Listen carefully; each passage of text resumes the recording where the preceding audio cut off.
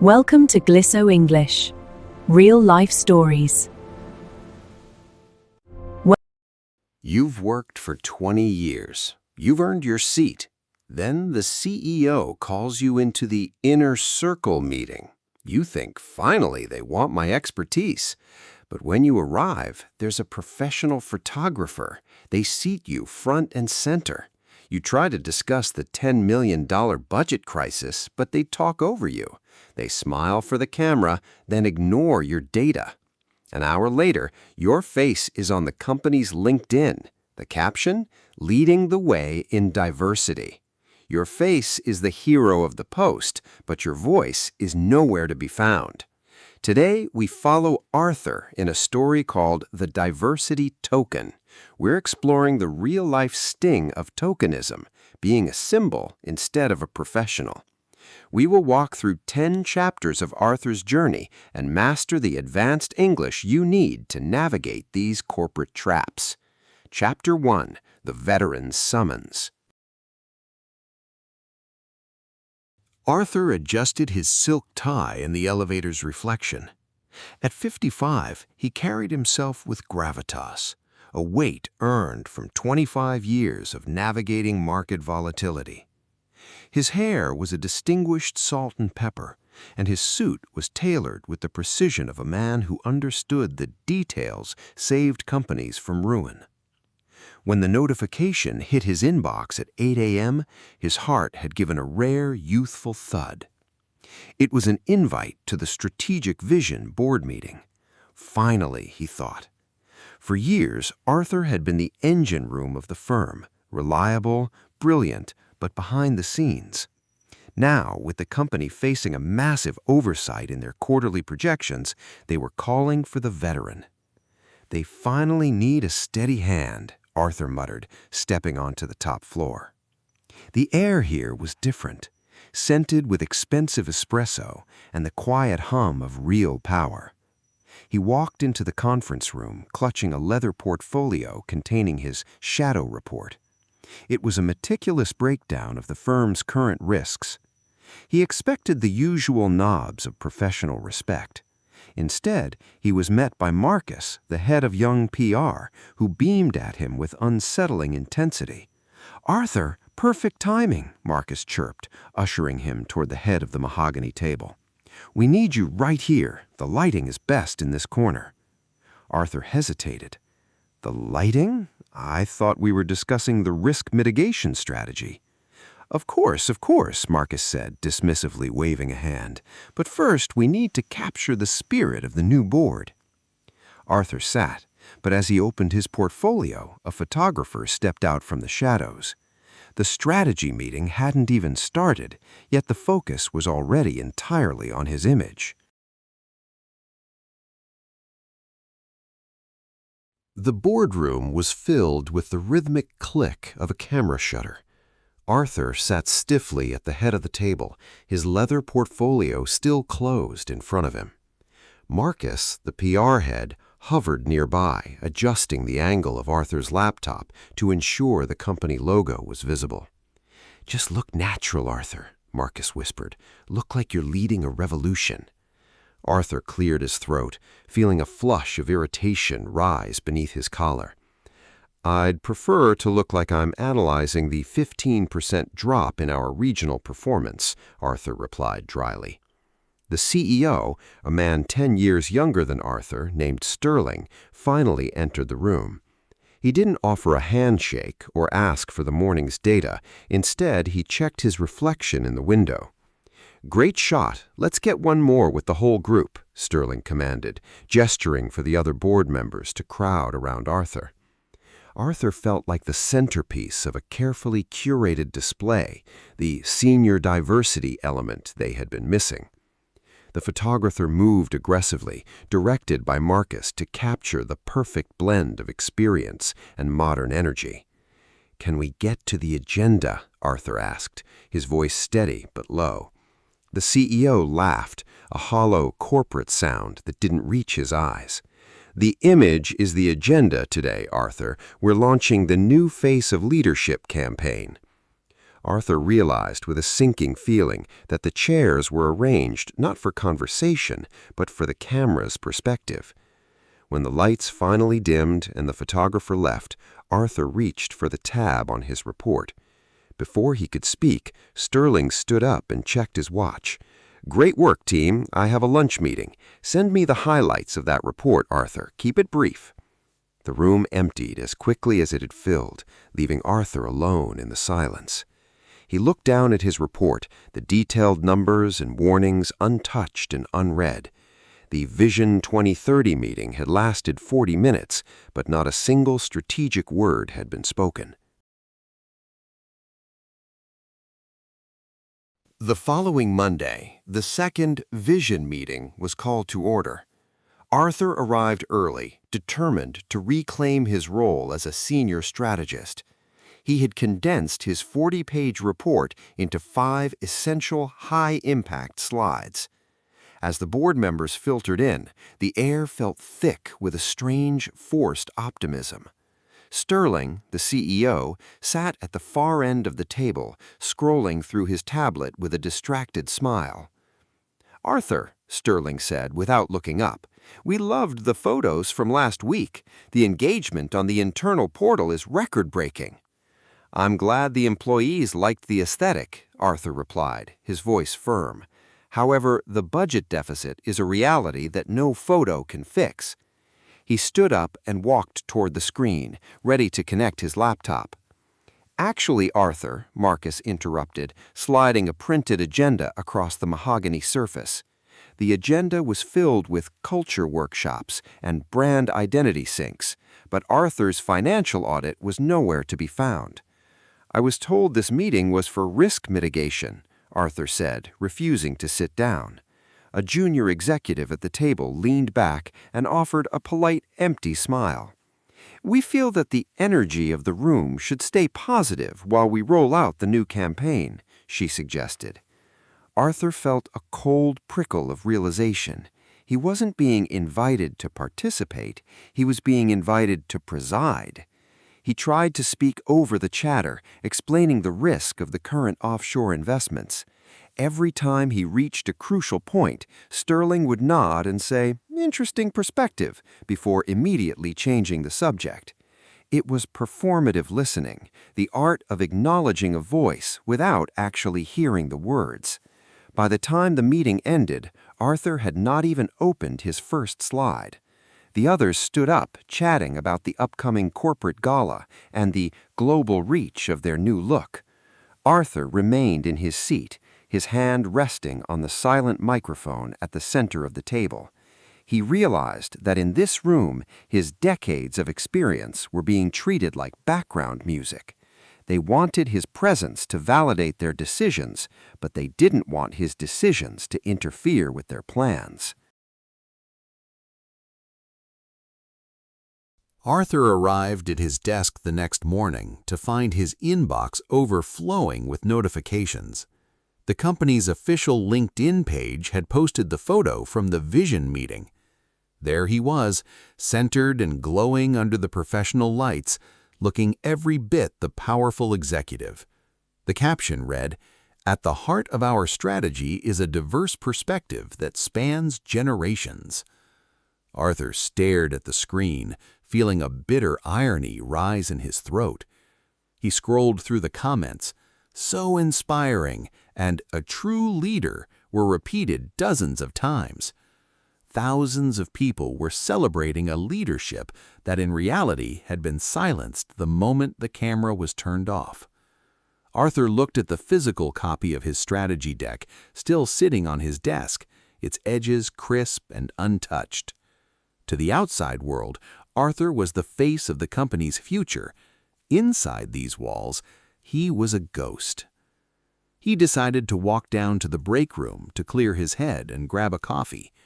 Near the espresso machine, he saw 2 junior analysts whispering while looking at their phones. "See, this is why I joined," one said, pointing to Arthur's photo. "It's good to know they actually value experience here." Arthur felt a pang of guilt. He was unintentionally participating in a lie that was misleading the next generation. He wanted to tell them the truth, that he had spent the entire meeting being talked over by people half his age. Back in his office, Marcus from PR knocked on the door, looking ecstatic. "Arthur, the post is trending. We've had a 200% increase in brand sentiment since this morning." "That's fascinating, Marcus," Arthur said, his voice flat. "But have you seen the 12% increase in our operational debt?" Marcus didn't even blink. He just smiled and checked his own reflection in Arthur's glass office door. "Let's stay focused on the win for today, okay? People love the story we're telling." As Marcus left, Arthur realized the terrifying truth. The company preferred the story of a solution over the solution itself. He closed the LinkedIn tab and looked at his calendar. The hollow chair was becoming his permanent assignment. The boardroom had become a literal echo chamber where the same three ideas circled endlessly. Sterling and the inner circle spent hours discussing the font size of the annual report rather than the shrinking profit margins. Arthur sat in his usual seat watching the senior leadership nod in perfect rhythmic synchronization. Whenever a real problem was raised, the group practiced reframing, turning a disaster into a learning opportunity. "Our churn rate is at an all-time high," one board member noted, looking concerned for a split second. "No," Sterling corrected smoothly, "our customer base is simply becoming more exclusive and refined." The table erupted in murmurs of agreement, everyone eager to please the man at the top. Arthur realized that these men weren't just ignoring him, they were terrified of any truth that broke the mood. They had built a fortress of positivity to hide the fact that the company was drifting off course. Arthur looked around the room and saw a collection of mirrors, all reflecting the CEO's own narrow vision. He tried to intervene, pointing out that refined customers didn't pay the bills when the volume was this low. The silence that followed was heavy and uncomfortable, as if Arthur had broken a sacred, silent rule. "Arthur, you're being a bit traditional today," Marcus said, his tone dripping with condescension. "We are moving towards a disruptive model, and that requires a certain level of optimism." The group moved on immediately, discussing the color palette for the next corporate retreat in Bali. Arthur watched them, realizing that seniority was a threat to people who lived in a fantasy. Experience brings the ability to spot a lie, and the board was currently built entirely on lies. He looked at his notepad where he had written one word in the margin: insulated. They were insulated from reality by their wealth, their titles, and the very diversity shield they had built around Arthur. As the meeting adjourned, Arthur didn't stand up immediately. He watched the echo chamber walk away, laughing. He knew now that he couldn't change the rhythm of the room by sitting at the table. The weight of the echo chamber felt like a physical pressure on Arthur's chest. He excused himself from the post-meeting drinks and sought the cold, quiet sanctuary of the executive restroom. The marble and gold fixtures felt like a museum, expensive, polished, and completely disconnected from the real world. Arthur leaned over the sink and splashed cold water onto his face, staring deeply into the mirror. He saw the man from the LinkedIn post, the senior leader, the success story, the symbol of progress. But behind the salt and pepper hair, he saw eyes that were exhausted from pretending to be heard. "Is this it?" he whispered to the empty room. "Did I work for 25 years just to become a piece of furniture?" The door swung open, and a young man in a gray janitorial uniform entered to replace the towels. Arthur recognized him. It was Elias, a bright-eyed immigrant student he had seen studying in the break room late at night. Elias paused, looking at the senior executive, and then smiled warmly. "I saw the photo on the company wall, Mr. Arthur," Elias said, his English careful and respectful. It gives me hope to see someone like us at the top. It makes the long nights feel worth it." The words hit Arthur like a physical blow. The hope he was providing was built on a foundation of silence. He realized that by staying in that chair without speaking up, he was unintentionally lying to every person who looked up to him. "Thank you, Elias," Arthur managed to say, but his voice felt tight and hollow. He looked back at the mirror and realized that imposter syndrome wasn't his problem. The problem was institutional gaslighting. The company was telling him he belonged while denying him the power to act. He dried his hands, the paper towel rough against his skin, and felt a sudden sharp clarity. He couldn't just sit in the chair anymore. He had to decide if he was a leader or just a mascot. As he walked out, he didn't head back to the boardroom for a cocktail. He walked straight to his office and grabbed his keys. It was time to stop being an ornament and start being a veteran. The next morning, Arthur did not open his laptop to check the stock prices or the latest social media metrics. Instead, he opened a private, encrypted folder on his personal drive and titled it "The Truth of Vision 2030." He realized that if he couldn't change the board's mind through speech, he would have to change their reality through documentation. Arthur began a shadow log, recording every warning he had given and every dismissive response he had received. He saved the original risk mitigation reports that Sterling had asked him to keep brief or simplify. He noted the dates, the times, and the specific names of those who chose brand sentiment over financial stability. This was his paper trail, a meticulous map of the iceberg the company was currently heading toward. Arthur spent the afternoon in the quiet archives of the company's server, pulling data that the PR team had filtered for the public. He discovered that the budget deficit wasn't just a mistake, it was being hidden to keep the stock price artificially high. His role as a diversity token wasn't just about a photo, it was a distraction to make the company look ethical while it was failing. "They are using my reputation as a shield," Arthur realized, his pen hovering over his notepad. He felt a cold, professional detachment, the kind of focus that had made him a legend in his early career. He wasn't angry anymore, he was prepared. He began drafting a formal dissenting opinion, a legal document that senior executives use when they disagree with a board's direction. It was a dangerous move. It was essentially a declaration of war against Sterling's leadership. But as he looked at the growing pile of evidence, Arthur knew that silence was no longer an option. He wasn't just protecting the company's money, he was protecting his own integrity and the future of people like Elias. He stayed late, the office lights clicking off automatically as the building settled into a deep, hollow silence.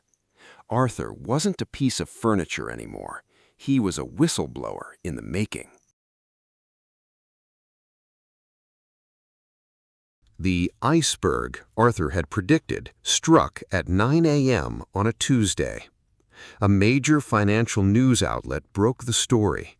The company's global growth numbers were a mathematical fiction. The stock price didn't just dip, it plummeted, losing 20% of its value in less than 2 hours. The Vision 2030 office, usually a place of calm, expensive scents, now smelled of panic and stale sweat. Sterling and the inner circle were trapped in the boardroom, frantically calling lawyers and crisis managers. Arthur stood at his window, watching the chaos unfold on the television screens across the street. Suddenly, his door burst open, and Marcus rushed in, his perfectly styled hair now messy and damp. "Arthur, thank God you're here," Marcus gasped, clutching a tablet. "We need a statement immediately." He shoved a script into Arthur's hand. It was a lie, disguised as a misunderstanding of data. The CEO wants you to go on the 12 o'clock news. You have the most credibility." Arthur looked at the script, then at the young man who had spent months treating him like an ornament. "You want me to tell the public that this was an accounting glitch?" Arthur asked, his voice dangerously calm. "We need your face, Arthur. People trust you. If you say it's fine, the market will stabilize." Arthur realized they were trying to use his diversity and his seniority as a human shield one last time. They didn't want his help to fix the problem. They wanted his reputation to hide the crime. He walked into the boardroom where Sterling was pacing, looking like a ghost of his former confident self.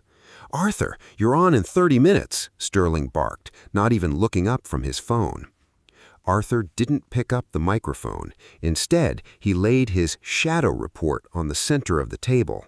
"The numbers in this script are false, Sterling. I have the paper trail to prove it." The room went silent as the board members finally stopped talking and looked at the veteran they had ignored. The television studio was cold, filled with the hum of high-end equipment and the glare of blue LED lights. Arthur sat in the makeup chair, watching a stylist attempt to cover the dark circles under his eyes. Through the glass, he could see Marcus and Sterling arguing with the network producers. They were terrified. The company's survival was resting entirely on Arthur's 3-minute interview. "You have the script, right?" Marcus whispered, leaning into Arthur's personal space. "Remember, use the words strategic realignment and unforeseen technical errors. Do not deviate." Arthur looked at the teleprompter, where the polished lies were already scrolling in bright green letters. He felt the weight of his leather portfolio in his lap, the physical evidence of every warning he had ever given.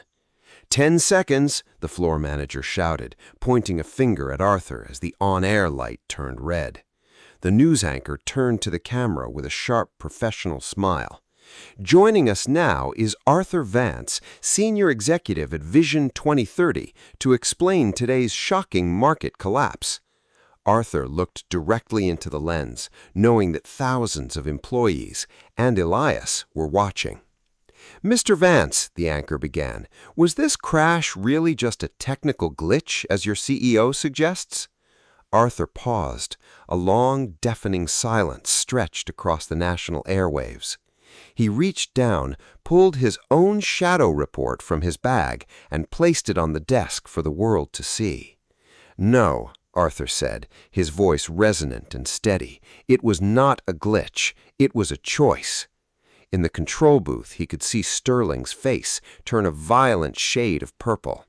"I have spent 6 months documenting the warnings the board chose to ignore while they used my image to sell a lie." Arthur didn't read the script. He spent the next 2 minutes detailing the exact moments the board chose profit over truth. He had flipped the script. He was no longer the company's shield. He was the hammer. The aftermath of the interview was a whirlwind of legal battles and media headlines. Arthur walked out of the studio and into a storm of cameras, but for the first time in months, he felt light. As expected, the board fired him within the hour, citing a breach of confidentiality and disloyalty. Sterling and Marcus were soon forced to resign, as the paper trail Arthur provided triggered a federal investigation. Arthur sat on a park bench a week later, watching the sunset reflect off the glass towers of the financial district. He had lost his senior title, his corner office, and his massive year-end bonus. However, his phone was buzzing with messages from former colleagues and strangers who finally felt seen. A small group of junior analysts had walked out in protest of his firing, demanding a seat at a real table. Among the messages was a simple note from Elias: "Thank you for being the leader we thought you were." Arthur realized that his 25-year career hadn't ended with a disaster. It had been redeemed by the truth. He wasn't an ornament anymore. He had become a foundation for something new. He decided to open his own consulting firm, one dedicated to radical transparency and ethical leadership. His first hire wasn't a PR specialist or a photographer. It was a team of experts who valued data over branding. He looked at his new business card, which simply read, Arthur Vance, Strategic Advisor. The photo of him on the Vision 2030 website was gone, replaced by a generic under construction banner. Arthur smiled, standing up and walking away from the shadows of the old towers. He had learned that a seat at the table is worthless if you have to leave your voice at the door. His new journey was just beginning, and this time he wasn't there for the lighting, he was there for the work. He was no longer a token. He was a pioneer of a different kind of progress. Arthur's journey reminds us that a high-level title is worthless if it costs you your integrity. We saw him go from a silent ornament to a man who reclaimed his power by speaking the truth. It is a difficult lesson. A seat at the table is only valuable if you are allowed to use your voice. If you've ever felt like a token in your own life, seen but not heard, remember that your value is not in your photo, it is in your perspective. Don't be afraid to flip the script when the world tries to make you a prop. In the comments, I want to hear from you. Would you have risked your career and your pension to speak out like Arthur did? Or is it sometimes better to stay inside the system, to change it slowly?